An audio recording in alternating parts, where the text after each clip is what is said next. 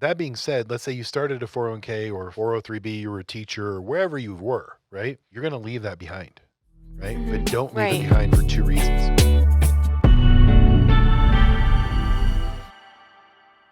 Hello and welcome again. Thank you for joining us. My name is Robert Schein, the founder of The Few, and thank you for joining us for The Few podcast today. Today we're going to talk about episode 5, one of our 7 keys, and we're going to talk about planning, the importance of planning, how it should be done in your life, and what's the net outcome. Why should I take the time to plan, Rob? What's it going to do for me? And we'll give you some real concrete examples, and after you hear them, you tell me if taking the time to plan not only your day-to-day, but your future and your financial future, if it's truly worth it. But let's go on that journey today, and thanks for watching our episode. So before we begin, I'm here with our co-host, Madison Evans. Madison, thank you for joining us today.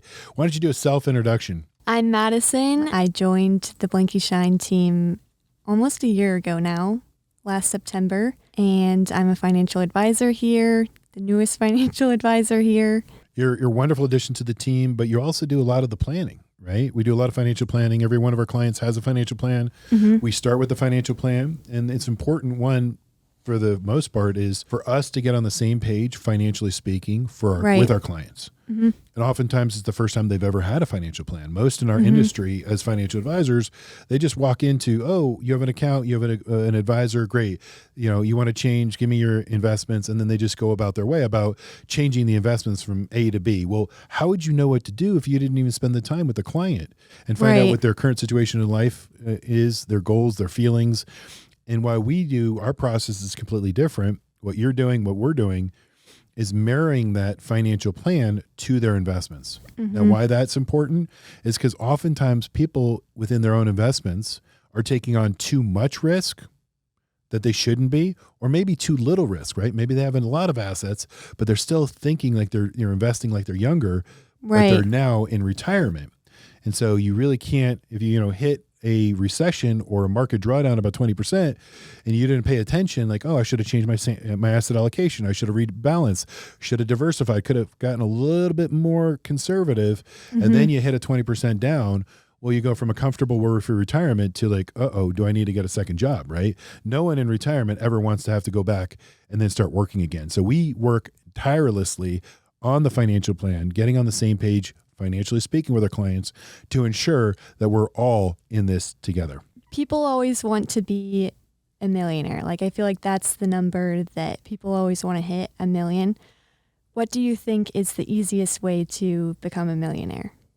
Yeah, it's a real hot topic. I think culturally, especially social media that we're seeing on a day-to-day, it's ingrained in us, right? It's like, I'm 5 years ago, even 10 years ago, it used to be like, okay, the millionaire next door, how to become a millionaire, who wants to be a millionaire, like all millionaire, right? Mm-hmm. Fast forward 5-10 years. And now it's like, millionaire is not good enough anymore. Now we all want to be billionaires, right? How do we become billionaires? Right.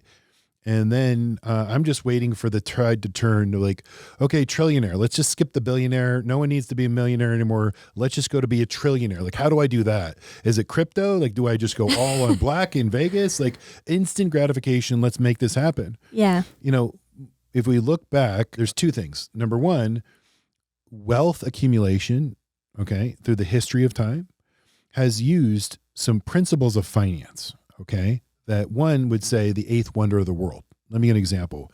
8th wonder of the world is the power of compounding, right? That's what Warren Buffett has always said. Well, Madison, did you know like over 65, Warren Buffett became a millionaire at 65, like multimillionaire. But he only became a billionaire after 65. Mm-hmm. Okay.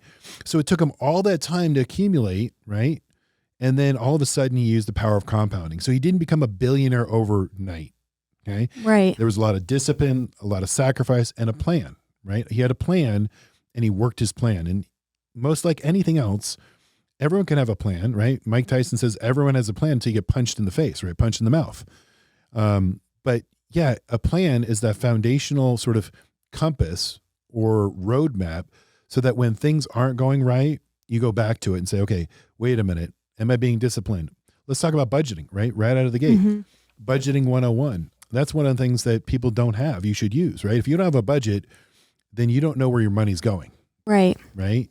And your money's basically going to be in control of you. You're second thing is that everyone should be, especially when you start out of college, from day one, $1, is pay yourself first. By that, I mean, it's reverse budgeting. So whatever paycheck you get, whether it's a 401k and there's a 401k match from your employer, that's free money, right? Up to 4% sometimes. So automatically put that money away so that you get a net check, just like they take out taxes and Social Security and all that other fun stuff. Put yourself in there first. You're the front line and you're going to pay yourself first, and it's paying yourself in the future, right? Madison today is taking care of her future self. Okay. My kids always laugh because I like Twix, and I put a candy bar and I put a Twix bar that no one touches in the house. And if they do, they're dead, in the freezer. And I always put it there, and like, maybe I want it. Maybe I have discipline with candy, and they, like, one of my daughters, Ashley, will always try to snake it from me, but she knows she's dead if she does that. She's like, Dad, I check it every single day. How can you do this? And I'm like, well, I just know that today's Rob is taking care of future Rob, whether it be, for retirement, whether it be our future financially, or whether it be like, I just want my Twix in the future. I can't tell you if it's a week from now or 5 weeks from now. I just want to know that if it's there, it better be there when I check. Otherwise you're in trouble. But it's today, you taking care of your future you, so pay yourself first, right? Reverse budgeting. That's the most critical, the most important. And the key is, the younger you are, the more power you have. Okay. Using and harnessing the power of compounding and harnessing the power of dollar cost averaging, and just be disciplined right out of the gate. Okay. So if you don't see it in your bank account because you already paid yourself first, then budgeting and then what you have left over at the end of the month is sort of your fun money, right? You also make certain that you have money set aside, pay yourself first, as a emergency fund. So I want you to do two things: set yourself up with an emergency fund, and also start thinking about, Madison of today taking care of Madison of tomorrow in the future. And that's sort of putting away money for retirement.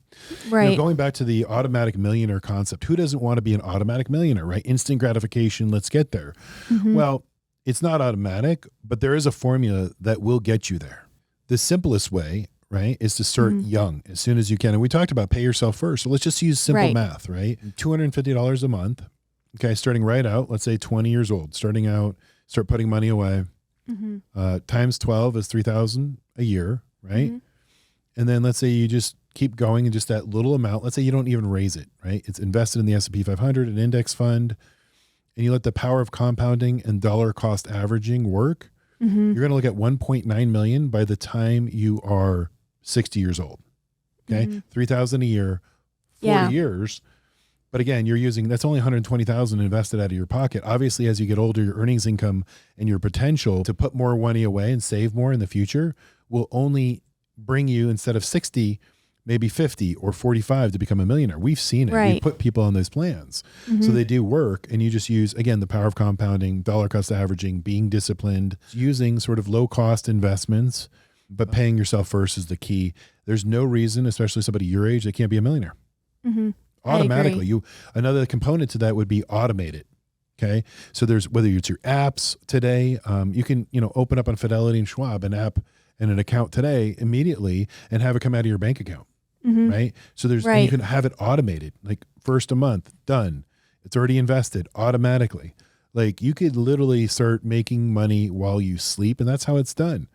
Right. You always want your money to multiply. That's a kind of a thing that is kind of fun to do, but that's how you can do automatically, and you automate it, and you're just changing your sort of behavior, financial behavior, but saving yourself and thinking about yourself in the future. Today's Madison's thinking about future Madison. Right. And I think that $250 a month is so realistic for most people. I feel like if you go through your expenses and you maybe go to dinner 2 or 3 times less a month, or get rid of some subscriptions that you just go to your app store and find out what you're paying for that you didn't. You're like, oh, I thought it's an auto, reload, and it's $79, and I didn't think I needed that, and I thought I canceled that. And there's, you're halfway there. You're right. Yeah. So there's ways of saving to then start actually, saving on the budget side and canceling subscriptions and getting stuff out that really is not necessary.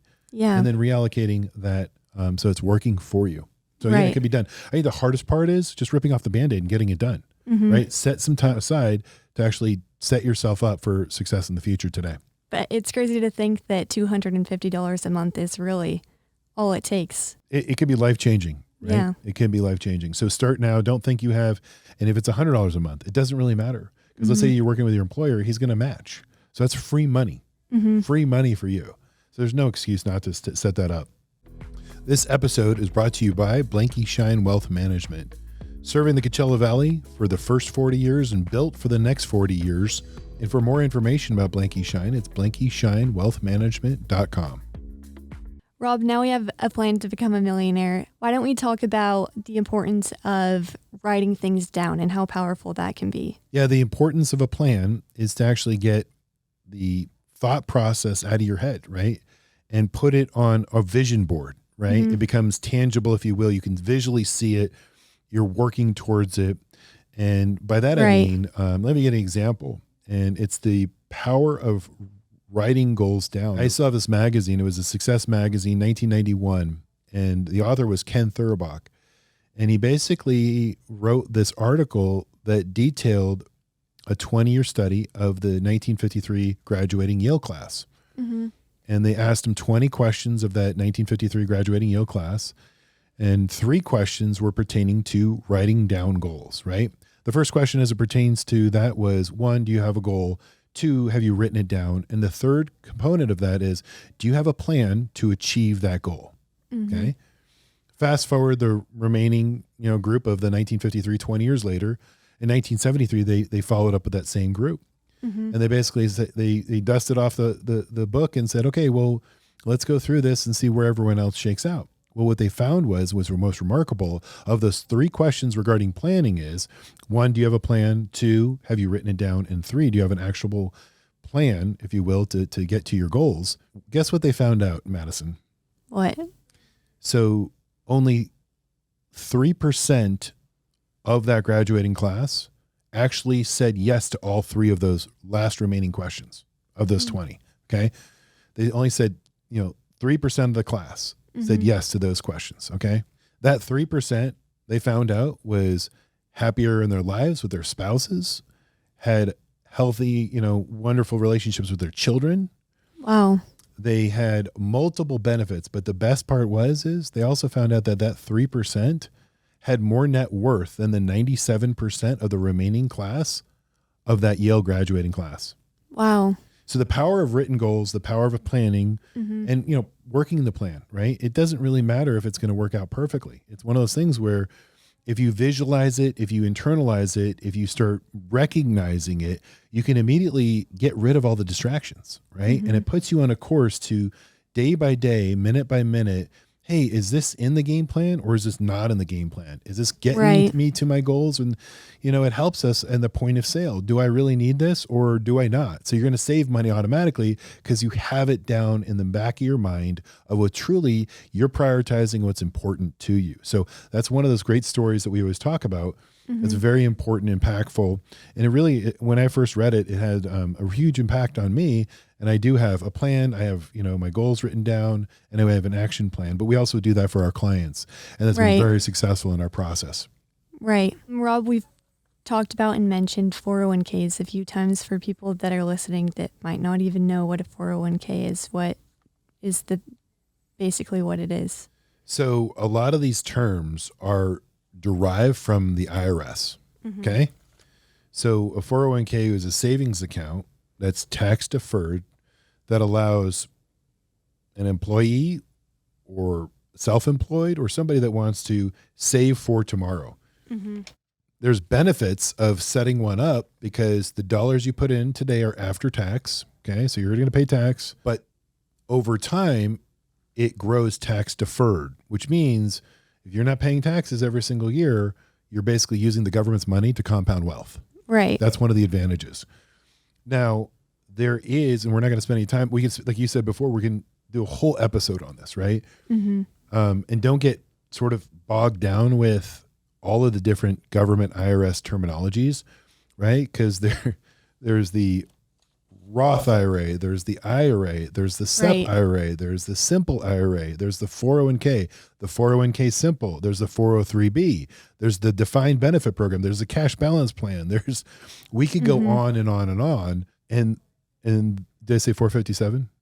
Did I say, I can keep going. But it's alphabet soup. Just think of it as a bucket for you to save. And some of them are pre-tax dollars and after-tax dollars. And some of them have tax benefits after the fact, or some of them have tax benefits during the fact, and you can compound. So keep it simple. Pay yourself first. If you're with an employer, find out what that is, how to enroll. Because again, your employer more often than not will have employer match. It could be up to 4% of whatever you put away. And you're just picking up free money. Even if it's just to put that amount of money in to get the employer match, Right. and then you're good to go. And another thing is, let's say you change jobs, right? Change jobs. The average person has, the decade ago, the survey used to be 7 jobs, right? Now it could be like 10. Who knows, right? That being said, let's say you started a 401k or 403b, you were a teacher or wherever you were, right? You're going to leave that behind, right? But don't leave it behind for 2 reasons. One, the costs associated with leaving it behind, it's costing you money because the internal fees of where it is far greater than if you were to take it to, let's say, an independent or do-it-yourself at Schwab or Fidelity. Okay. Right. So you want to strip out those fees because fees will eat your accounts up over time, right? Banks don't die of enlarged hearts. If you go into every single big city, there's either an insurance company name on a building or a bank's name on a building. Well, they're living off of all of the retirement accounts, the bank accounts, all of the insurance accounts. So get your money in a Whole Foods organic environment and get it out of the banking system where they're eating on fees. Like, oh, it's only $1,000 account or a $10,000 account. Yeah, but that's never, your account is never going to grow, even if it's invested properly, because if you have 2 or 3% internal fees versus like say 50 basis points, or meaning half of 1%, over time, you're never going to get out of first gear. And you can't afford to give that opportunity cost up today. Pay attention, right? So gather, that's number 1 reason. Number 2 reason is your beneficiary, right? You might have started off with, oh, I was in a relationship when I first started this 401k and I have XYZ is, or now I'm married and this is important to me. And now we have kids because life hits you and happens very quickly. And then you have like 5 or 6 401ks, put them all together, strip out the fees, get it in one account if it's appropriate and it can be done, or maybe multiple, but one account where you know it, or a relationship where you know, work with an advisor that can help guide that, build a financial plan, and then strip out the fees, but get your estate planning in order too. Oh, by the way, if something happens, God forbid to you, your spouse is in the pole position or your kids are looked after. Because if, let's say you have 5 401ks that you left behind, you abandoned it, right? Something happens to you, your beneficiaries have to go get 5 death certificates, 5 estate documents, dealing with that. I mean, it's really just a disservice. And that's where the state sees a lot of funds that just go back to the state, because the beneficiary is like, I don't want to do all that work. Yeah. They really don't, because it's all bureaucracy, red tape, estate planning, probate. I mean, and then there's more fees built into that system too, where organize yourself financially speaking, have your money work for you, get it out of the high fee environment, get it a low cost Whole Foods and organic environment, and let it start working for you quicker, faster, and stronger. Love it. And when people are first starting to organize their finances, I know it depends a lot on everyone's unique situation, but what would you say is a basic blueprint for people to follow when they are first wanting to get their finances together? Like, you start with a emergency fund, and then you start to fund your 401k that you're getting a match from your employer with. What should people move on to? Just generically a blueprint. What would people move on to next after that? Yeah. So what you said is the emergency fund is most important, right? Rainy day fund, perfect classic example, COVID. The world shut down, right? And at the time, government assistance was unknown, right, for everybody. But that's a classic example. I would say that it smacked everybody in the face, from small business owners to retirees that didn't think it would ever happen, that they didn't need to worry about, to younger generations. I think that's one of the silver linings of COVID, which everyone, didn't matter whom you were around the world, hey, listen, if we have a sort of a timeout, let's stop. Are you able to support yourself for the next 3 to 6 months? That's what the emergency fund generally is. Yeah. Ideally, it's 6 months, but if it's 3 months of savings, put it in a savings account at a bank, not an investment account, and have that sort of stored away that you can access. And this is not investing. You can put it in a CD, but it's not at-risk money. Okay? Right. That's number one on the rainy day fund. Number two is, pay yourself first. We talked about that. And then we provide a financial checklist, right? Every stage of life, wherever you are, whether you're starting out of college, whether you're, just basically buying your house for the first time, or you're basically nesting and you want to prepare for, having children and planning a family. Or change of life, right? 9 out of 10 women will be solely responsible for their own financial future at some point in time. So there is the practical reality of divorce, separation, what that looks like. So we have checklists built in for our clients as resources, free resources every step of the way. And as you get to the accumulation stage early on, as you're growing and your earnings potential grows, and there's a checklist for that, then there's also the distribution stage, the retirement side of life, and what to expect as it relates to that. And then beyond that, right, long-term care and insurance and all the other fun stuff, but making certain that your ducks are in a row every step of the way. We have checklists that can hit and help as it relates to wherever you are. We can connect and then guide you. So, we could talk a lot about this, but essentially there are some resources that we can provide if anyone's interested any step of the way. Well, that's it for today. Thanks for tuning in. We hope that this time was well spent and a value added in your life, maybe a solution to a problem you didn't even know you had, but more importantly, it's relatable because you're not the only one going through it financially speaking. And that's our goal here, is to connect and provide that path and that way forward for you from all of our experience and all of our resources. We're here to help you. So as we do, we want to close with a quote. I got a couple of quotes today that I like. Number one is Benjamin Franklin, and we're talking about planning. So Benjamin Franklin's famous quote, easy for me to say, is, if you fail to plan, you're planning to fail, right? We see that all the time. So do yourself a favor, start the planning process. If you need some help, we're always here to help, but it's one step at a time, but it starts today, right? Day one is right now for you. It's not one day, it's today. And the other one is from Eleanor Roosevelt.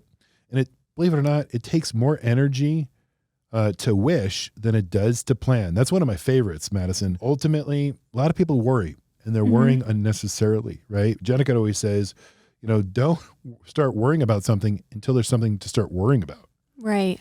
That's another big thing. So let's thank you for joining in today. Next time we're going to talk about family. That's one of our 7 keys. And we're also going to invite Jenica in. So that's going to be a special guest as well as being with Madison next time. But from Madison and myself and the few and the so few, we thank you for your time today. And we're looking forward to our time together next time. Have a great day.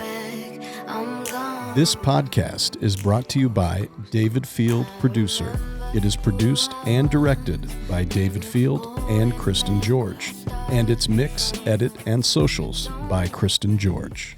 Blanky Shine Wealth Management is a group of investment professionals registered with Hightower Services, LLC, member FINRA and SIPC, and with Hightower Advisors, LLC, a registered investment advisor with the SEC. Securities are offered through Hightower Securities, LLC. Advisory services are offered through Hightower Advisors, LLC. This is not an offer to buy or sell securities. No investment process is free of risk, and there is no guarantee that the investment process or the investment opportunities referenced herein will be profitable. Past performance is not indicative of current or future performance and is not a guarantee. The investment opportunities referenced herein may not be suitable for all investors. All data and information referenced herein are from sources believed to be reliable. Any opinions, news, research, analysis, prices, or other information contained in this research is provided as general market commentary. It does not constitute investment advice. Blanky Shine Wealth Management and Hightower shall not in any way be liable for claims and make no expressed or implied representations or warranties as to the accuracy or completeness of the data and other information, or for statements or errors contained in or omissions from the obtained data and information referenced herein. The data and information are provided as of the date referenced. Such data and information are subject to change without notice. This document was created for informational purposes only. The opinions expressed are solely those of Blanky Shine Wealth Management and do not represent those of Hightower Advisors, LLC, or any of its affiliates.